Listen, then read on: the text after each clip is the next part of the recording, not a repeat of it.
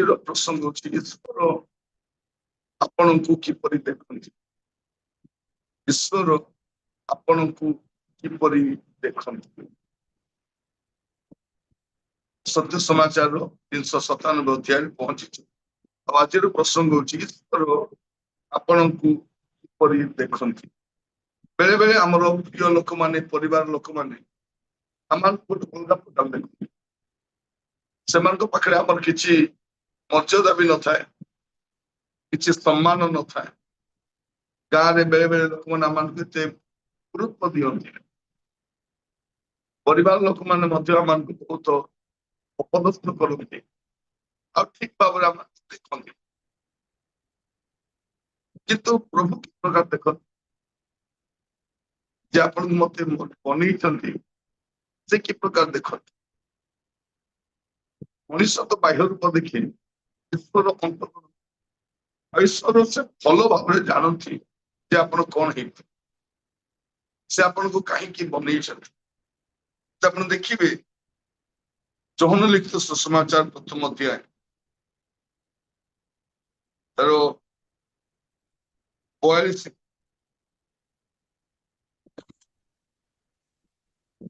ସେ ତାଙ୍କୁ ଯୀଶୁଙ୍କ ନିକଟକୁ ଆଣିଲେ।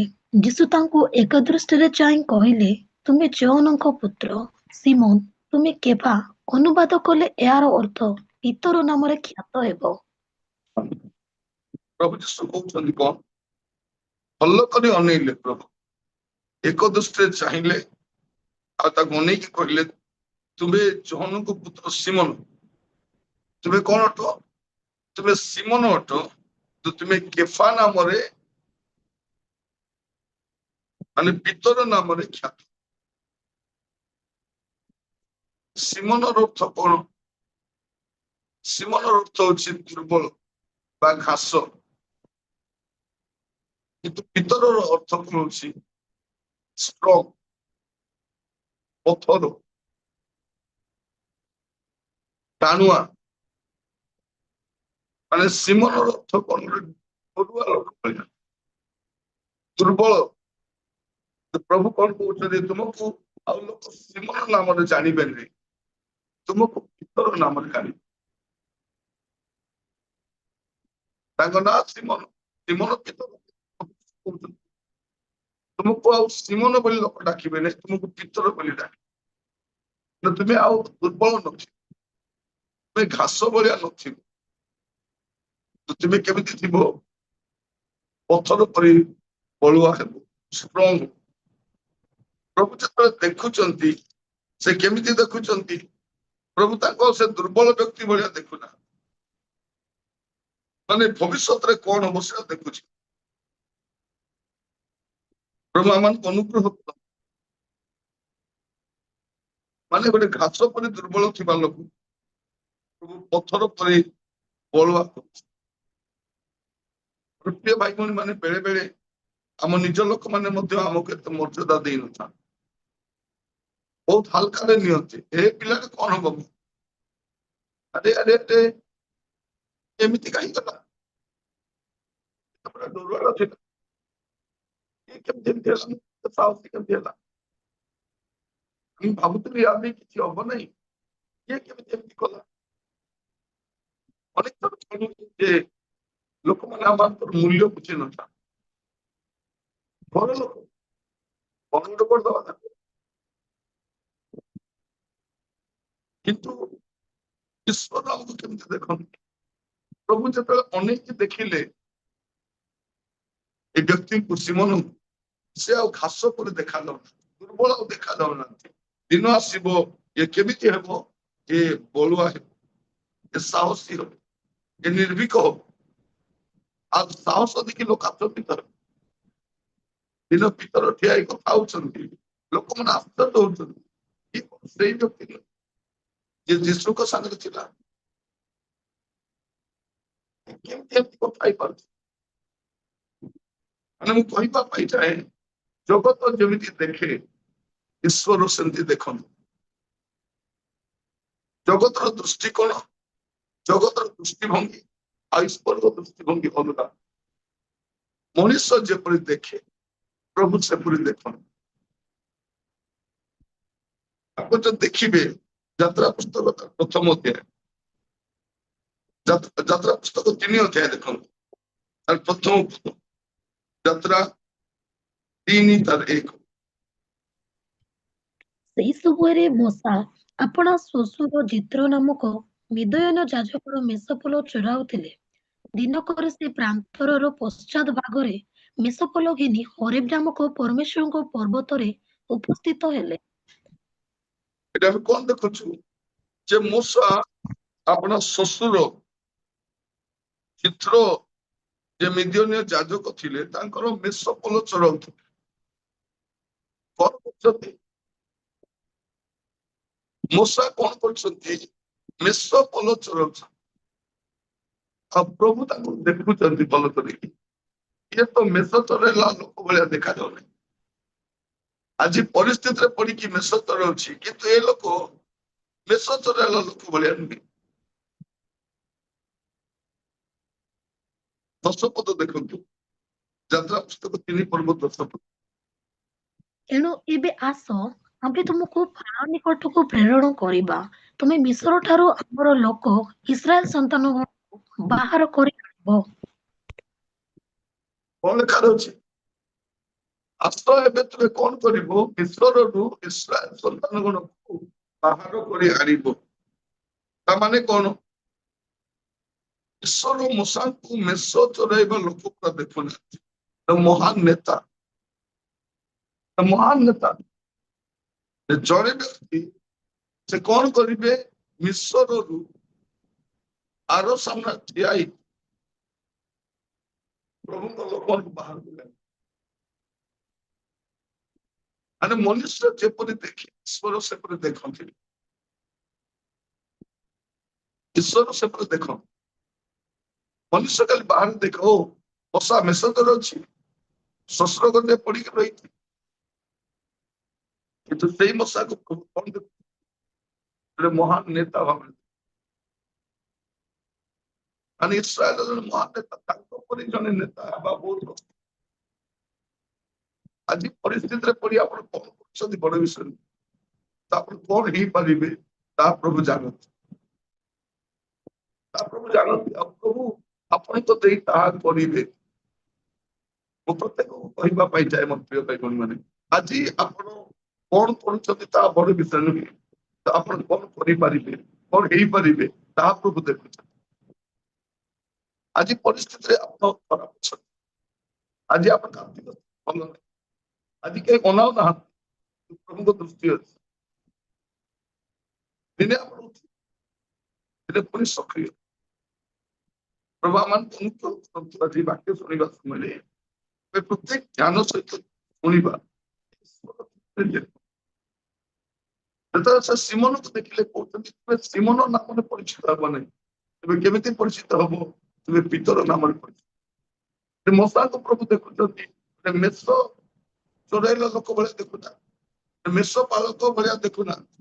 ଦେଖୁଛନ୍ତି ଏ ଆମର ଲୋକମାନଙ୍କର ପାଳକ, ଏ ଲୋକମାନଙ୍କୁ ପଢେଇକି ଆଣିବ। କଣ କରିବେ? ଇଏ ମହାନ ନେତା, ମହାନ ପବିତ୍ରତାରେ ପରିପୂର୍ଣ୍ଣ ନେତା, ଜ୍ଞାନରେ, ନିର୍ଭୀକତାରେ, ପ୍ରଭୁରେ କଣ ଲୋକ ଭାବରେ ଦେଖୁ। ଯଦି ଆପଣ ଦେଖିବେ ପ୍ରଥମ ସାମୁଏଲ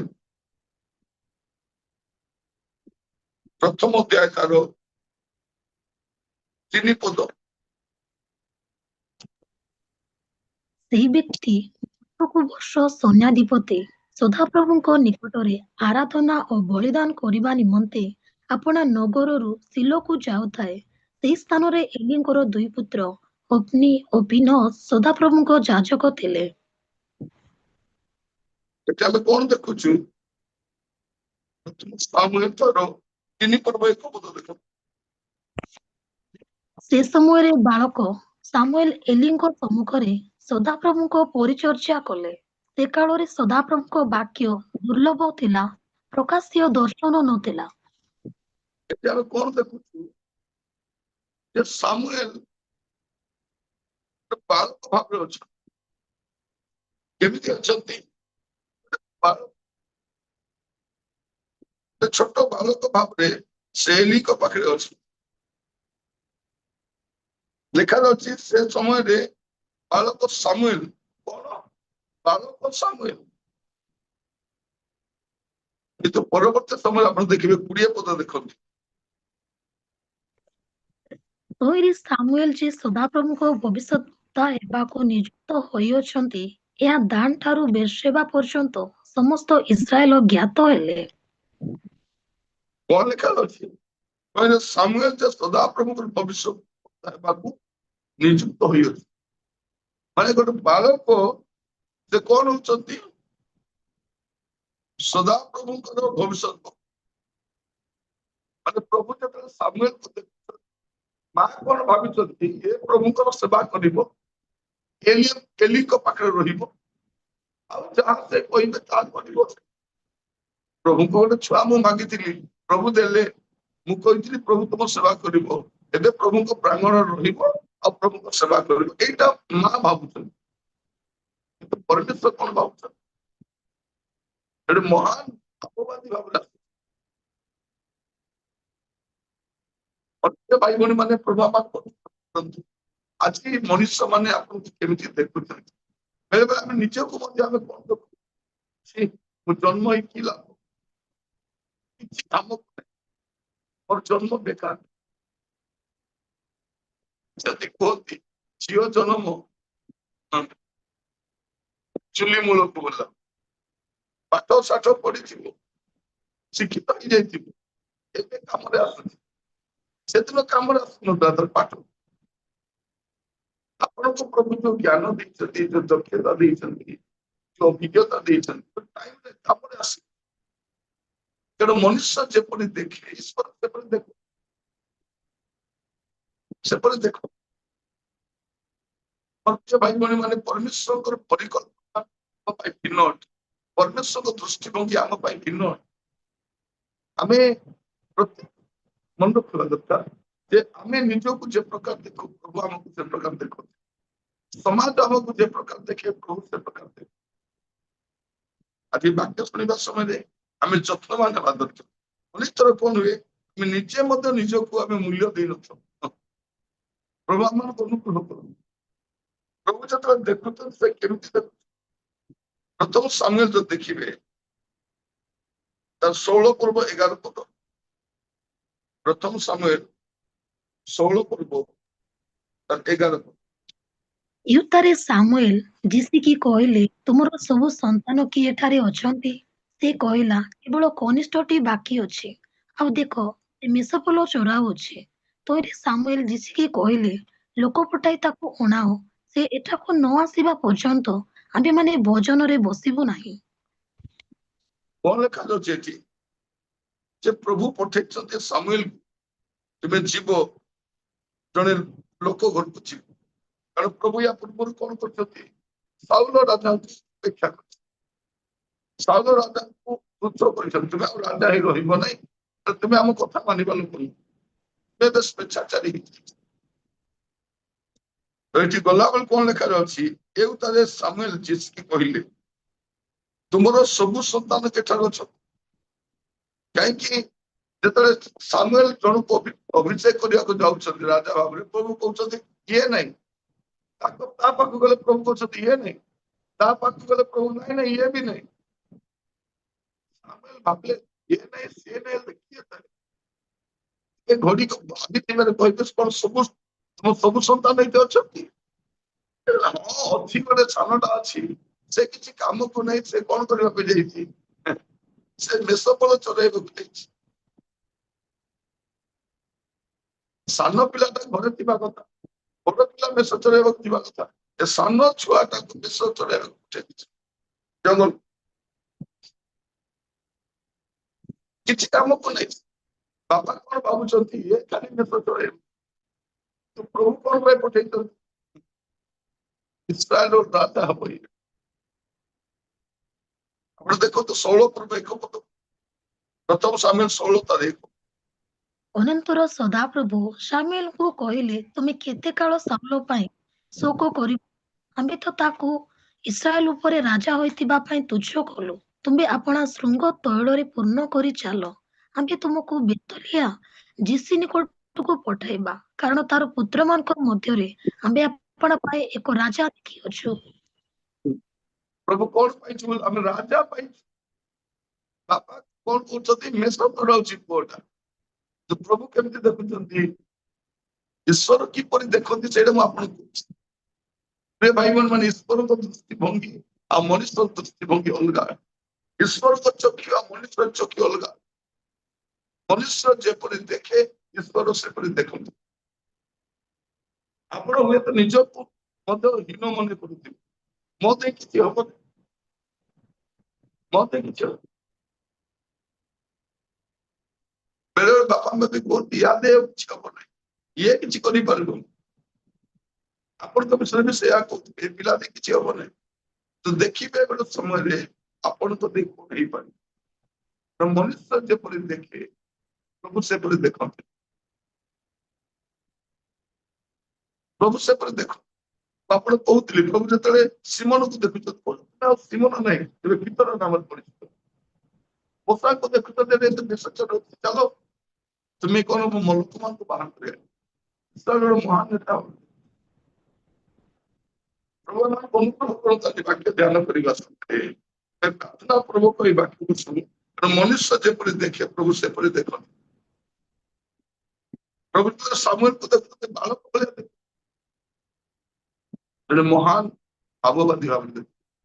ପ୍ରଭୁ ଯେତେବେଳେ ଦାଉଦକୁ ଦେଖୁଛନ୍ତି ମେଷ ବାଳକ ଭାବରେ ନୁହେଁ, ଇସ୍ରାଏଲର ରାଜା, ତାଙ୍କ ପରି ରାଜା ବହୁତ କମ, ମନର ମତ ବ୍ୟକ୍ତି। ପ୍ରଭୁ କହୁଛନ୍ତି ଆମେ ଗୋଟେ ରାଜାକୁ ପାଇଛୁ, ଆପଣ ପାଇଁ ରାଜାକୁ ପାଇଛୁ। ଭାବି ଦେଖନ୍ତୁ ପ୍ରିୟ ଭାଇ ଭଉଣୀ ମାନେ, କେମିତି ଯାହାର ମୂଲ୍ୟ ବାପା ପାଖରେ ନାହିଁ, ଯାହାର ମୂଲ୍ୟ ଭାଇମାନଙ୍କ ପାଖରେ ନାହିଁ, ତାର ମୂଲ୍ୟ କଣ ପ୍ରଭୁ ଜାଣିଛନ୍ତି। ଆଜି ଆପଣଙ୍କର ମୂଲ୍ୟ ହୁଏତ ମଣ୍ଡଳୀରେ, ସମାଜରେ, ପରିବାରରେ ନାହିଁ, ଆପଣଙ୍କ ମୂଲ୍ୟ ପ୍ରଭୁ ଜାଣିଛନ୍ତି। ଆପଣଙ୍କ ଠାରୁ ଆପଣଙ୍କୁ ପ୍ରଭୁ ଅଧିକ ଭଲ ଜାଣନ୍ତି। ଆପଣଙ୍କ ପରିବାର ଠାରୁ ପ୍ରଭୁ ଆପଣଙ୍କୁ ଅଧିକ ଜାଣନ୍ତି। ଆପଣଙ୍କର ବନ୍ଧୁବର୍ଗ ଠାରୁ ପ୍ରଭୁ ଆପଣଙ୍କୁ ଅଧିକ ଜାଣନ୍ତି।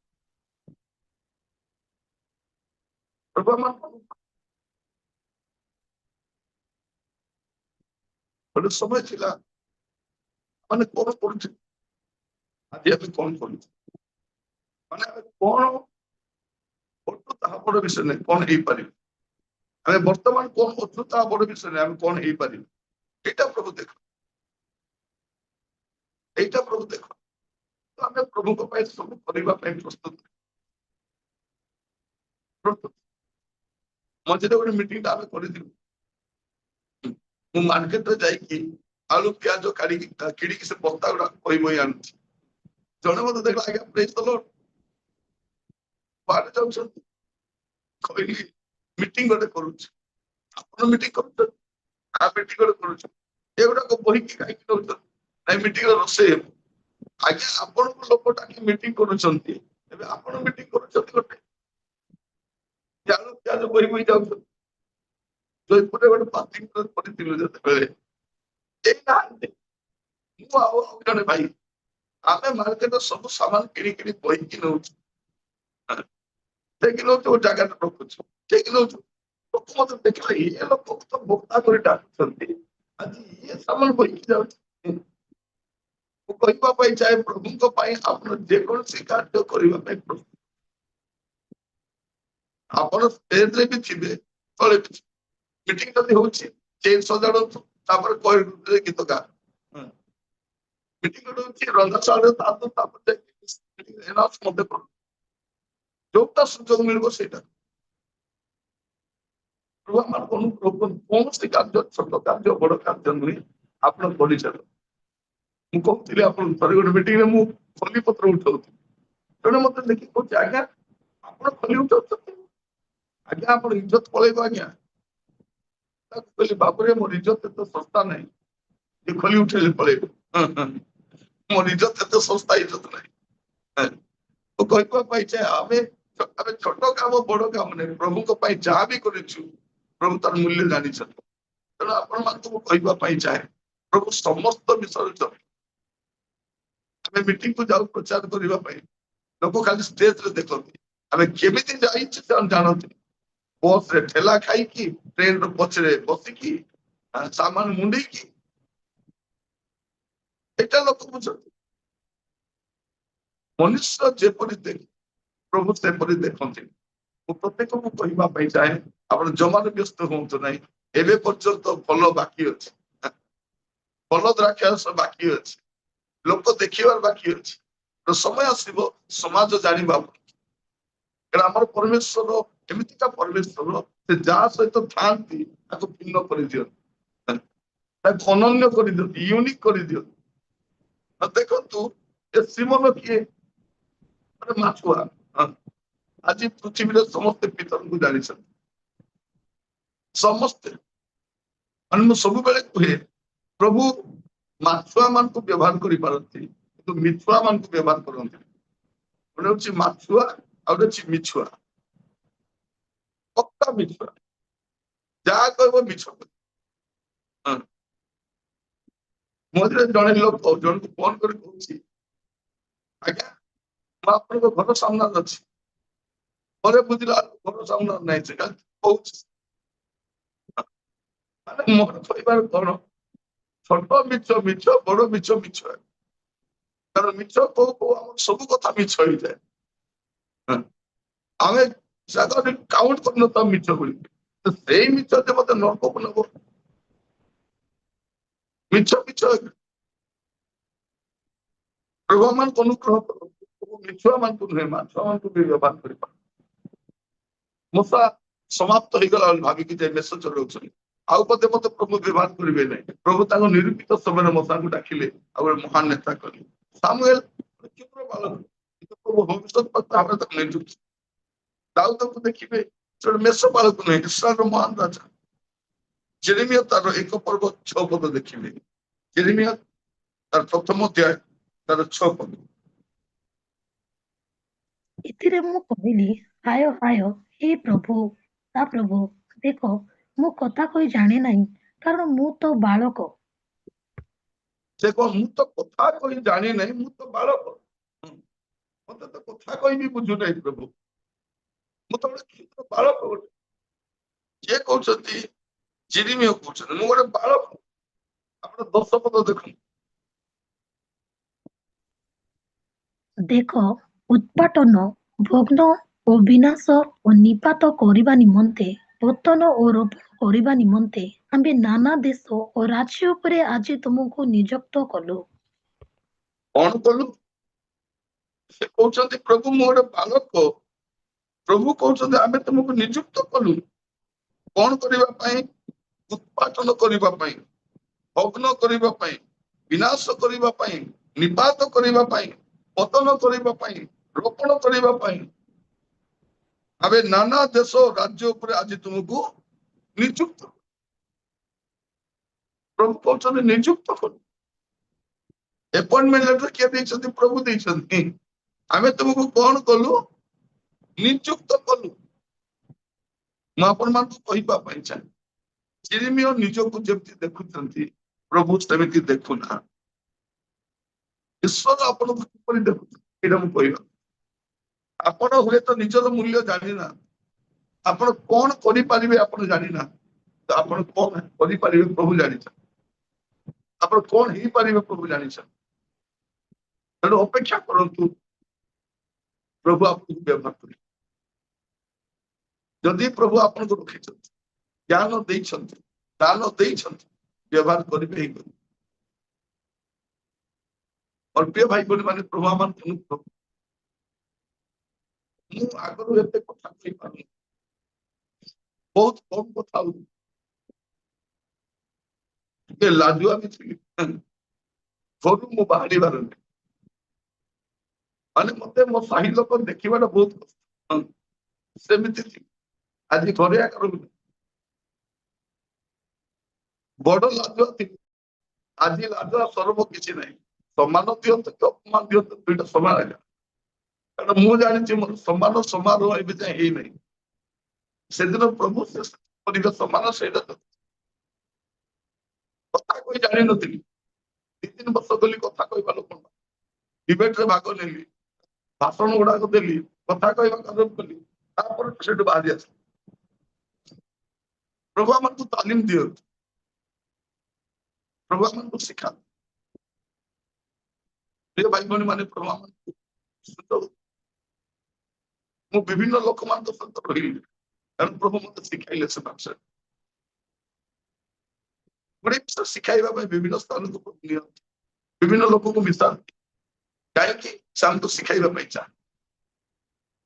ଈଶ୍ୱର ଆପଣଙ୍କୁ କି ପ୍ରକାର ଦେଖନ୍ତି ତାହା ମୁଁ ଆଜି ଆପଣମାନଙ୍କୁ, ଆପଣ ଯଦି ଦେଖିବେ ବିଚାରକର୍ତ୍ତା 6 ପର୍ବ ତାର 11 ଆଉ 12 ପଦ, ବିଚାରକର୍ତ୍ତା 6 ପର୍ବ ତାର 11 ଆଉ 12 ପଦ। ଅନନ୍ତର ସଦାପ୍ରଭୁଙ୍କର ଦୂତ ଆସି ଅବିପ୍ରିୟ ଜୟାସର ଅଧିକାର ସ୍ଥିତ ଓଫ୍ରାରେ ଅଲନ ବୃକ୍ଷ ମୂଳରେ ବସିଲେ। ତତ୍କାଳେ ତାହାର ପୁତ୍ର ଗିଦିଓନ ମିଦିୟନୀୟମାନଙ୍କ ଠାରୁ ଗହମ ଲୁଚାଇବା ପାଇଁ ଦ୍ରାକ୍ଷାରସ କୁଣ୍ଡ ଭିତରେ ତାହା ମୂଳୁଥିଲେ। ତହିଁରେ ସଦାପ୍ରଭୁଙ୍କ ଦୂତ ତାକୁ ଦର୍ଶନ ଦେଇ କହିଲେ, ହେ ମହାବିକ୍ରମଶାଳୀ ଲୋକ, ସଦାପ୍ରଭୁ ତମ ସଙ୍ଗେ ଅଛନ୍ତି। କଣ ଲେଖାଯାଉଛି? ଗିଦିଓନ ସେ ଲୁଚିକରି ଗହମ ମଳୁଛନ୍ତି, ହେଲା, ମାନେ ଡରୁଆ ଲୋକଟା, ଡରୁଆ ଲୋକଟା। ପ୍ରଭୁ ତାକୁ କଣ ବୋଲି କହୁଛନ୍ତି? ହେ ମହାବିକ୍ରମଶାଳୀ ଲୋକ। ଆମେ ଓଲଟି ପାଲଟି ଦେଖିତା ତୁ କାହାକୁ ଡାକୁଛନ୍ତି ଏଇଟା? ମାନେ ଗିଦିଓନ ନିଜକୁ ଭାବୁଛନ୍ତି ଗୋଟେ ଡରୁଆଟା ବୋଲି। ପ୍ରଭୁ କଣ କହୁଥିଲେ? ହେ ବାବୁ, ତୁ ଡରୁଆଟା ନାହିଁ, ତୁ ମହାବିକ୍ରମଶାଳୀ ଲୋକ, ତୁ ମହାବିକ୍ରମଶାଳୀ ଲୋକ। ଆମେ କଣ ଲୋକମାନେ ତ ମିଶି ମିଶି ତାଙ୍କ ଭଳିଆ ହେଇଯାଇଛି।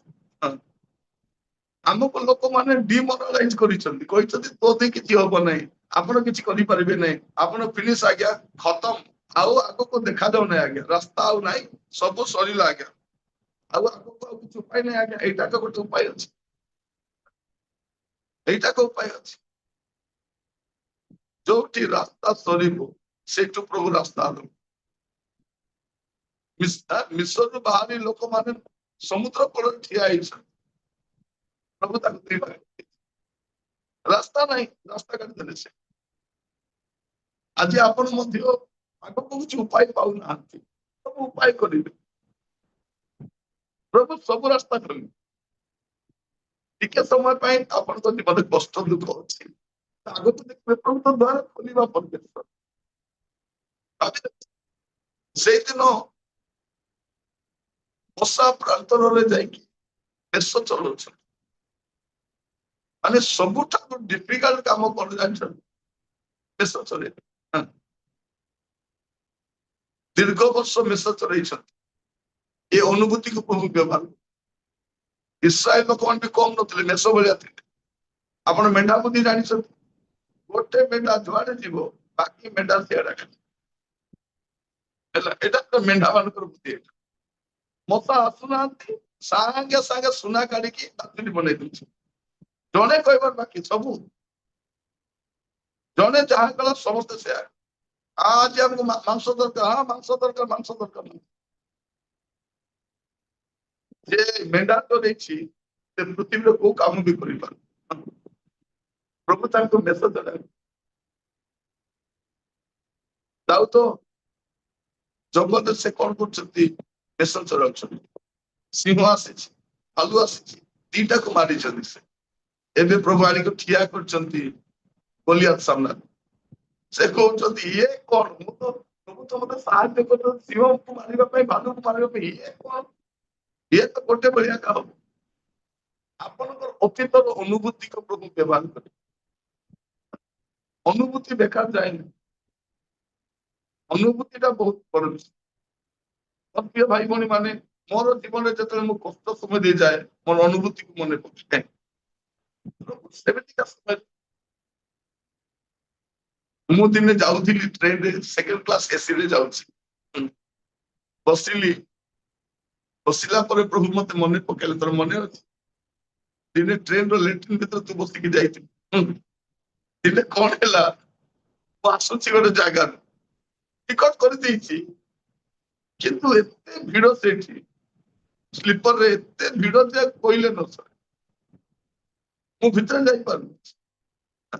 कन्फर्म तो ही नहीं टिकट तो करछि कन्फर्म ही नहीं कौन करिबि बोली टिके जगह तला लेट्रिन भीतर पसिले लेट्रिन भीतर के आसीबे नै आउरी से झरका जो थिला हलु थिला सेटा कोठी तो हलेली देखिली बाहरुछि से झरका को बाहर कली से लेट्रिन ऊपर पके दिली आ आराम रे बसी पड़ी आप बसी पड़ी बहुत समय लोग व्यवहार करना भल्ला कौन झरका को बढ़िया पवन भी आसिला यार पवन आसिला यार पवन भी आसिला आराम रे बसिली लोक मते देखले एमती हेई पारे बसिली आराम केमिति करूची मीटिंग गुटे सारी की करूची हैला गुटे बड़ मीटिंग ता सारी की मु करूची सारी की करूची आ फेरिला बेले मोर मोबाइल फोन भी चोरी हो जाइछि हैला मोबाइल फोन चोरी हो जाइछि चोरीला बेले मो स्त्री को କଥା ହେଲି ତାପରେ କଥାବାର୍ତ୍ତା ନାହିଁ ତାପରେ ଆଉ ଜଣକୁ ଫୋନ ମାଗିଲି କଥା ହେଲି କହିଲି ମୋର ଫୋନ ଟା ଚୋରି ଯାଇଛି ମୁଁ ଆଉ କଲ୍ କରିପାରିବିନି ମୁଁ ଆସୁଛି ମୋ ସ୍ତ୍ରୀ ପଚାରିଲେ କୋଉଠି ବସିଛ ମୁଁ କହିଲି ଟ୍ରେନରେ ବସିଛି ଆଉ ମୁଁ କଣ କହିଲି ଟ୍ରେନରେ ବସିଛି ବୋଲି କହିବି ମୁଁ କହିଲି ମୁଁ ଟ୍ରେନରେ ବସିଛି ହଉ ଠିକ ଅଛି ଆସ ଆସ ଦେଖିଲା ବେଳକୁ ଲେଟ୍ରିନ୍ ଭିତରେ ମୁଁ ବସିଛି ତାପରେ ମୁଁ କୋଉଠି ବସି ଯାଉଛି सेकेंड क्लास एसी रे बसी जाଉଛି ମାନେ ଆମର ସବୁ ଅନୁଭୂତି କାମରେ ଆସିବ ମାନେ ଜୀବନ ପ୍ରଭୁ ଆମକୁ ଅନୁଗ୍ରହ ମୁଁ ଆପଣଙ୍କୁ କହୁଥିଲି ଭାତ ସହିତ ତରକାରୀ କୋଉ ତରକାରୀ ମାନେ ସମୋସା ଆଉ ସେ ଚଟଣି ମିଶେଇ ଦେଲେ ଏତେ ସୁନ୍ଦର ତରକାରୀ ଗୋଟେ ହେଇଯିବ